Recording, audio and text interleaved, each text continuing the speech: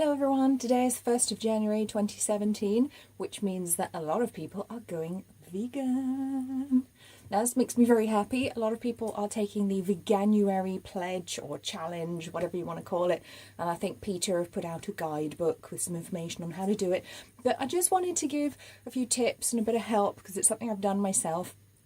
I didn't do it as a Veganuary challenge, I did it a bit more gradually than that. And personally, I found that making the changes a little bit more slowly was a better way for me to do it permanently. So anyway, with that in mind, I just wanted to talk a little bit about being vegan, what it means, how to do it, and how to enjoy it as well, because I think that's the most important thing. And a lot of people lose sight of that because they're just like, oh, it's all about restriction. I won't be able to have this. I won't be able to have that. I won't be able to have the other. I can't do this. I can't go out. Just not true. Not true at all. Just takes a little bit of planning sometimes. And yes, we do have to think a little bit more than people who don't eat vegan or who don't live the lifestyle, because it is more than a diet. I know some of you are literally only going to be doing it as a diet and literally just eating the vegan food, whereas others are going for the whole lifestyle change where you stop eating leather. Who eats leather? Dogs do. Probably not eating leather. Yeah, but avoiding things like leather and products made from animals and toiletries, cosmetics, and it can go as far as you've got to think about things like bedding. You know, has it got feathers in that were ripped out of a poor live animal, because that's how they do it. So there are a lot of things to consider for the whole lifestyle. But the thing that I really wanted to get across to you today is just do it. Just do it, okay? It doesn't matter how prepared you are, how not prepared you are. Just take a step. Just do something. Even if it's just reading a book about being vegan, if it's looking up Dr. Berger on YouTube. He's an amazing, fantastic guy. He will give you all the information you need about nutrition and all the science stuff, and he's really fun, and I love his voice because it's really cool. Hi, Dr. Berger, sorry. So just enjoy it and embark on it as an adventure. When I did it for me, I did it from an ethical point of view because I'd reached that point where I was like, I can't do this anymore. I can't harm animals. That doesn't work for me. You know, I love animals. I can't keep being inconsistent like this and eating them and making them suffer. That's just not for me anymore. So I made the decision to go fully vegan. When was it? 2012, September 2012. And I transitioned. It is a transition. So if you want to think of it as this month of being your transition month rather than a whole month of doing 100% vegan all the time, because that's really difficult. Unless you are super mega prepared and you've got everything ready for the last 3 months, you're probably not going to be able to do that. You're going to slip up. You're going to find you don't have something, or you're going to feel deprived, and that's the worst thing ever. I don't want you to feel deprived. I want you to really enjoy this journey and really have fun with it, because there are so many new foods you're going to discover and new stuff and new cosmetics, and it's just wonderful.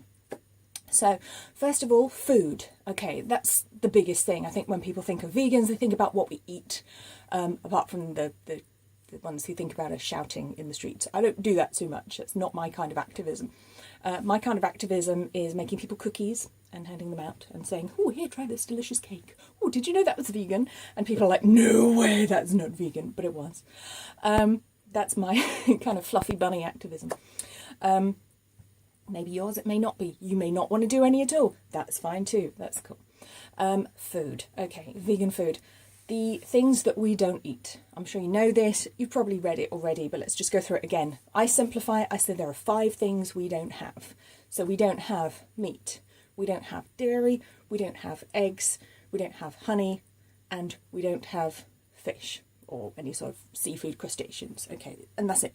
Okay, it's actually really easy. So when people say, oh no, there are all these things you can't eat, like when you go to someone's house, oh no, I can't cope, I can't possibly work out how many things you don't eat. You can say, well, it's actually very easy. It's just 5 things.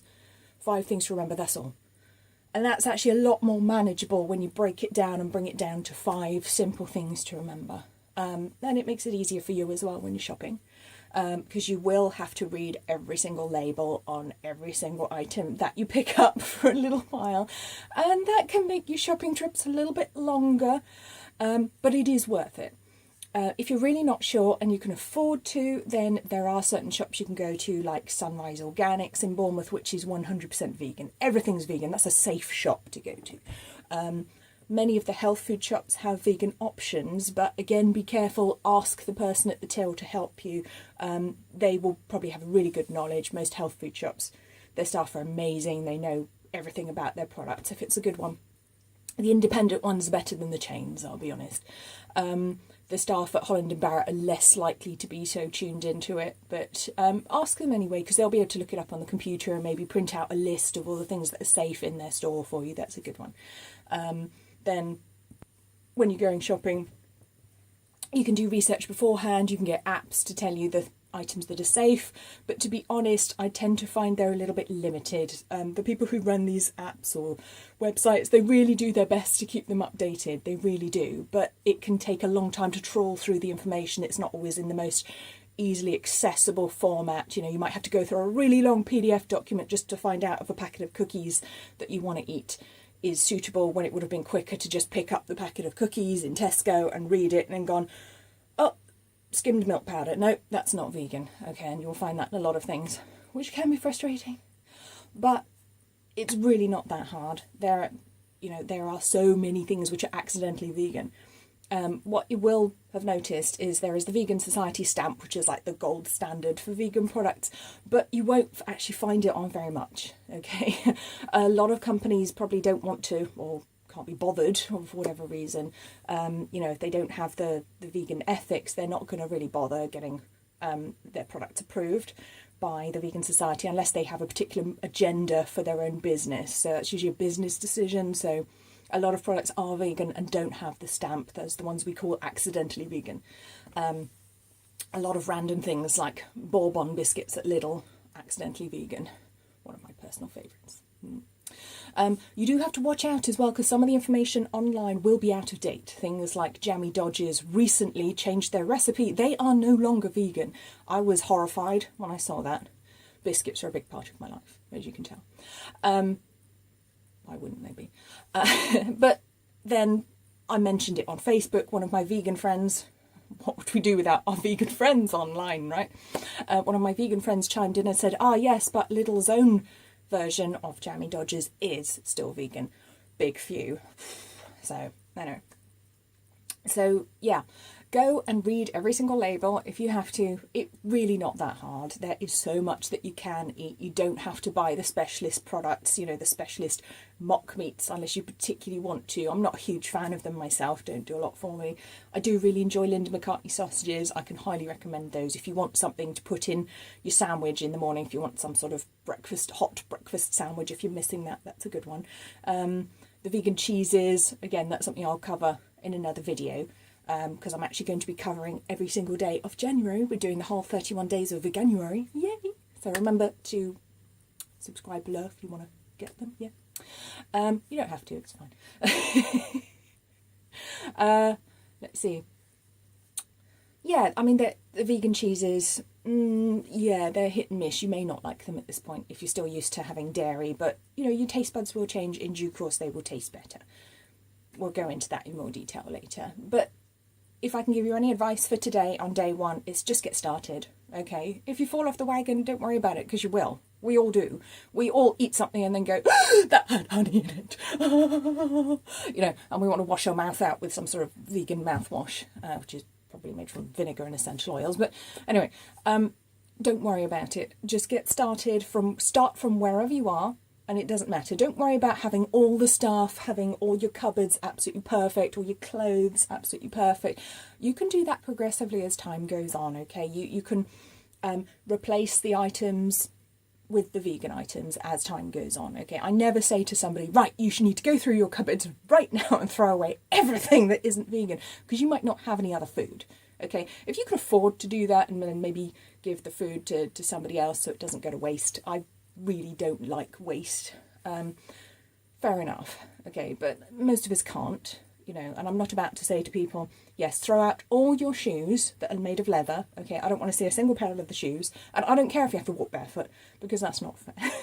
You can't walk barefoot, especially not in England in this weather. It's raining and it's very cold. So do it as a progressive thing, and remember that, switching to a vegan lifestyle, if you've been living the standard English lifestyle, standard British, or the standard American lifestyle, you know, with the standard diet, which includes all those animal products, and they are around us in everything. And the more you research it, the more you'll find out where they are, and it's really quite shocking. And it will take some time to make that transition, so don't worry. But you've got to remember that to make a big change, you need to break it down into lots and lots and lots of little steps. Otherwise, the change won't stick, okay? You won't be able to stick to it because it will just be too much, okay? And with the best will in the world, big changes have to go into smaller chunks, okay? We might say, oh yeah, I'm going to do it all, and I'm going to do it all from day one. But statistics show that's not the best way to be successful. If you want to be successful at making a big change, break it down into lots of little manageable changes, and you're much more likely to be able to stick to it long term, which is ideally what we want. Because I don't particularly want people to go vegan for a month and then go, oh, that was awful, oh my god, oh, it was terrible, it was so hard, I'm never doing that again. That is the last thing we want. Ideally, I would like the whole world to be vegan, which would be wonderful, and maybe one day it could happen. I mean, there are lots of good reasons to go vegan, which are environmental ones, you know, ethical ones, health reasons. There are so many good reasons to do it. So let's not make it hard for ourselves. Let's make it as easy as possible and put it into lots of little steps, but just do something, get going and start today.